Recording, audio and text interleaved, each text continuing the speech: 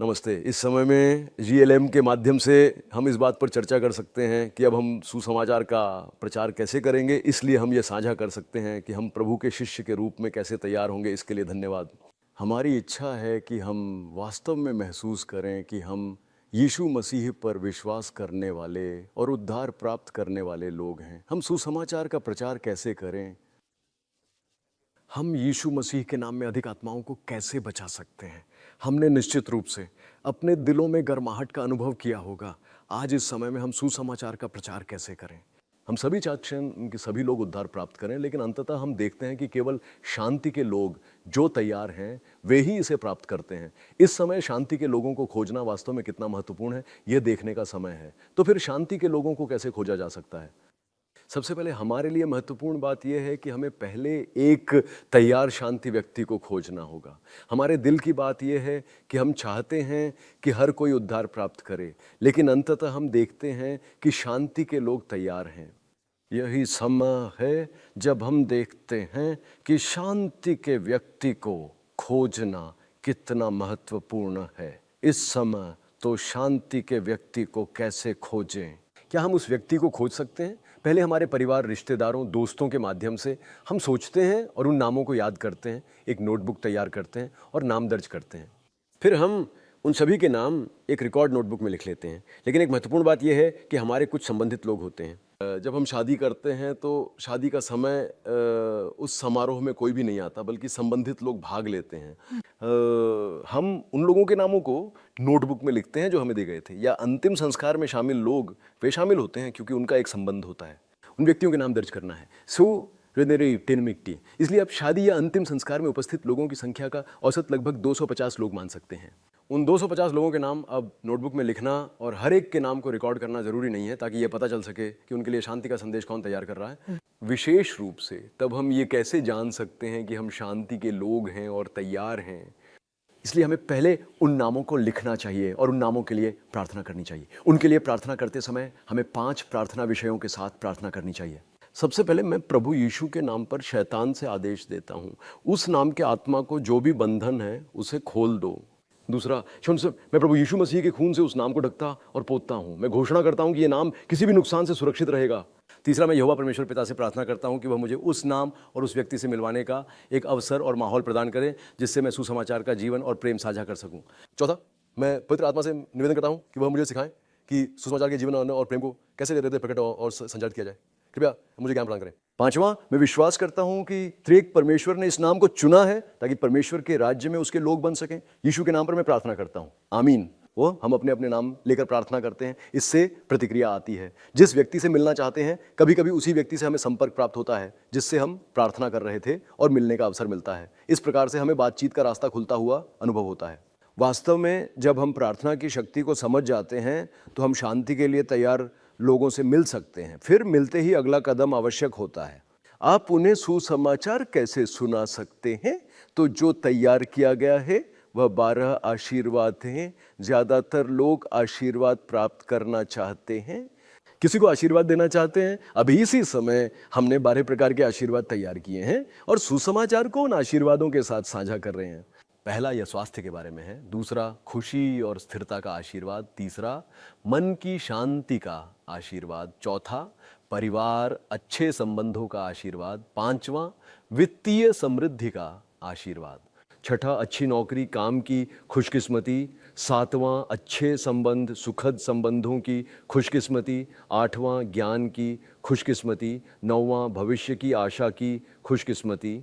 10वां, क्षमा करने और क्षमा पाने का आशीर्वाद। 11वां, अनंत जीवन का आशीर्वाद। 12वां, पवित्र आत्मा से भरी हुई जीवन जीने का आशीर्वाद। जब हम आशीर्वाद के बारे में सोचते हैं तो हमने 12 चीज़ों के बारे में बात की, लेकिन हर किसी की अपनी इच्छाएं होती हैं और हम नहीं जानते कि वे क्या चाहते हैं। इसलिए यहाँ 12 विकल्पों में से केवल 2 को चुनें। आप इसे इस तरह कह सकते हैं, कुछ लोग चाहते हैं कि वे सभी आशीर्वाद प्राप्त करें, हालांकि केवल 2 चुनें। जब आप 2 चुनते हैं तो ये आशीर्वाद के माध्यम से बातचीत है। आपने ये आशीर्वाद क्यों दिया?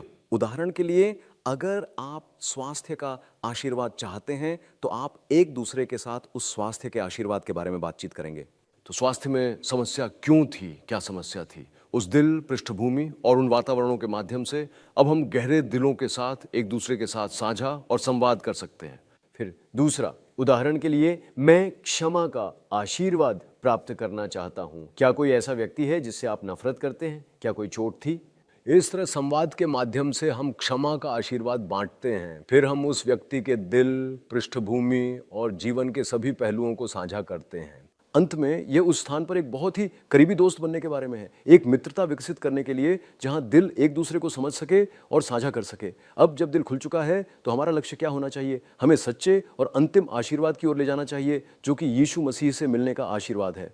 जब हम यीशु मसीह से मिलते हैं तब हमें सच में भगवान द्वारा दी गई सच्ची आशीर्वाद, जिसे हम लोग सबसे बड़ी आशीर्वाद मानते हैं, का आनंद मिलता है। इस चरण पर यीशु मसीह का परिचय करा के सुसमाचार का प्रचार कैसे करें, जिससे लोग यीशु से मिलकर सच्चे, अंतिम, अनंत जीवन और अनंत आशा का आशीर्वाद प्राप्त कर सकें।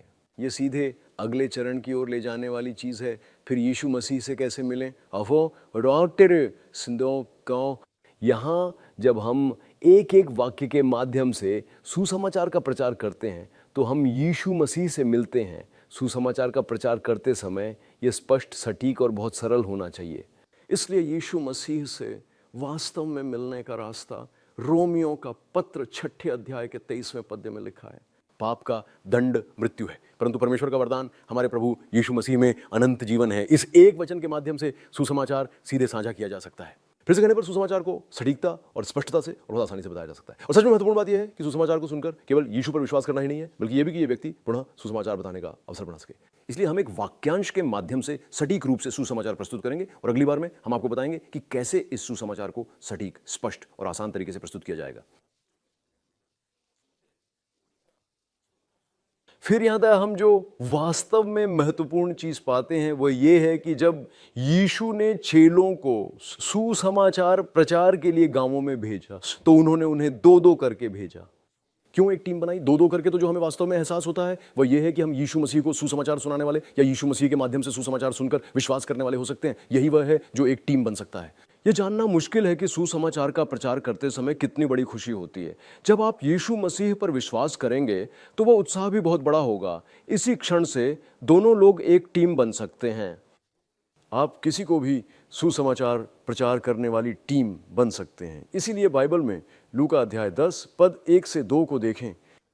उसके बाद प्रभु ने 70 अन्य व्यक्तियों को चुना और उन्हें दो दो करके उन सभी नगरों और स्थानों में भेजा जहां वे स्वयं जाना चाहते थे। उन्होंने कहा कि फसल तैयार है लेकिन काम करने वाले बहुत कम हैं, इसलिए फसल के मालिक से प्रार्थना करो कि वह अपने खेतों में काम करने के लिए और मजदूर भेजे। बाइबल को देखें तो उन्होंने दो दो के जोड़े बनाकर भेजा था।